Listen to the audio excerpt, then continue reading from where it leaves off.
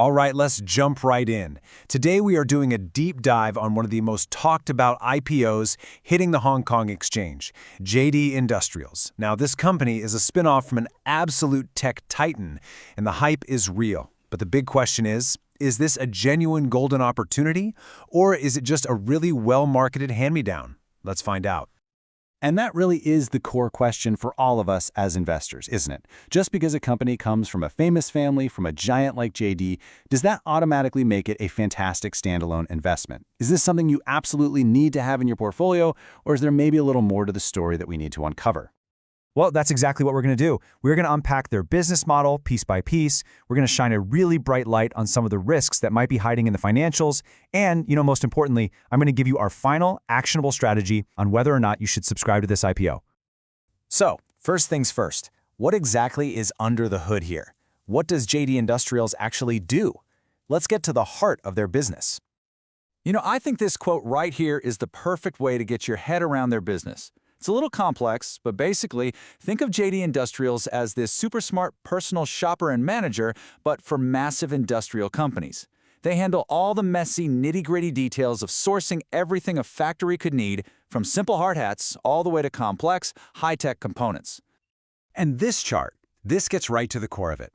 Now, despite all the talk about them being a tech company, look at this. A whopping 93% of their money comes from really old-school trading. They buy goods, and then they resell them. That fancy high-tech platform they talk about? Well, it's just a tiny, tiny slice of the revenue pie. Okay, so with that business model in mind, let's look at the bull case. What are the big selling points? Why would you want to invest in JD Industrials? So their real competitive advantage, their moat, isn't some revolutionary new piece of tech. Not at all. It's the raw power and sheer might of its parent, the JD Group. They get to leverage JD's incredibly trusted brand. They plug right into its world-class logistics network, and they wield the insane bargaining power that comes with their massive scale. It's how they serve some of the biggest players in the market. So you hear all that. A market leader, a trusted brand, huge scale. I mean, it really sounds like a slam dunk, doesn't it? But this is the exact moment where we, as careful investors, need to hit the pause button. We have to step back and ask, does the financial story actually match the marketing story? Let's dig into the numbers and see. All right, now let's talk about the other side of the coin. Let's talk about the red flags. Every single investment has risks, and for JD Industrials, they are deeply tied to its financials and, you guessed it, its parent company. Okay, just look at this number, 16.2%. That's their gross margin. And let me tell you, this is not the financial profile of a high-flying, innovative tech company. This right here is the DNA of a classic, old-school distributor, a trader. And this comparison just makes it crystal clear, doesn't it? A true tech company, one that's selling software or services, might see gross margins north of 60, even 70%.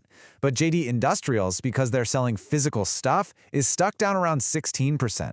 This isn't just a small difference, folks, it's a fundamental one, and it dramatically changes how we should value this company. And that brings us to what I think is the biggest risk of all. I call it the mother dependency problem. See, their reliance on the JD Group is a total double-edged sword, and that becomes painfully obvious when you start looking at their costs. Just get a load of these payments from 2024.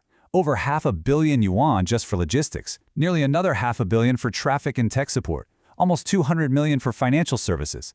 I mean, these are massive, massive operational costs that are paid directly to mom and dad. And the risk here is just so clear. The JD Group can basically decide what JD Industrials' profit is by simply adjusting the prices for these essential services. Okay, quick sidebar. Before we get into the deal itself, let's quickly define a key term you're going to see, a cornerstone investor.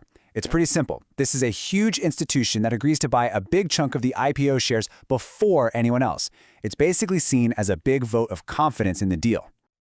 Okay, so now that we've covered the business, the good and the bad, let's get down to the brass tacks of the actual IPO deal. What's the price tag and who's putting their money where their mouth is? So here are the key numbers. The market cap is pretty hefty, but the thing that really jumps out at me is that PE ratio. For anyone new to this, that's price to earnings, a key way to measure how expensive a stock is. And at 37 to 45 times earnings, wow, that is a steep, steep price for a company with a 16% gross margin. That said, you can't ignore the top-tier sponsors and a really strong cornerstone showing, which tells you the big money is definitely interested. So we've seen the good, the bad, and the expensive. It is time to bring it all together, to lay out our final verdict, and, most importantly, a clear, actionable strategy for you. And here's the kicker. This is the deciding factor. Our decision isn't being made in a vacuum, right? There's a classic investment conflict happening right now. Another really compelling IPO, IPO Pharma, has a subscription period that overlaps directly with JD Industries, and that forces us as investors to make a choice. So let's just put them side by side. On one hand, you have IPO Pharma. This is a high-risk but potentially very high-reward biotech company. Its whole future really hinges on successful clinical trials.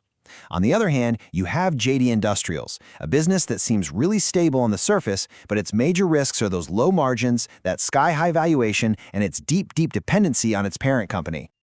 So after weighing all the potential upside against the very real risks, we have given IPO Pharma a very strong rating of 4.5 out of 5 stars. And for JD Industrials, well, while it is a solid company, that combination of a really high price tag and some fundamental business model risks leads us to a lower rating of 3.5 stars. So here's the bottom line, the crucial point. Given that there's a direct conflict for your subscription funds, our recommendation is unambiguous. We think you should focus your capital on IPO Pharma and skip the JD Industrials IPO, at least for now. The risk-reward profile just isn't as compelling at this price. And this whole analysis brings us to a really important final thought. JD Industrials is, without a doubt, a fantastic and valuable department inside the massive JD empire. But this whole case forces us to ask a really critical question that we should apply to all future spin-offs. Is a great department of a big company always a great standalone investment? It's definitely something for all of us to think about.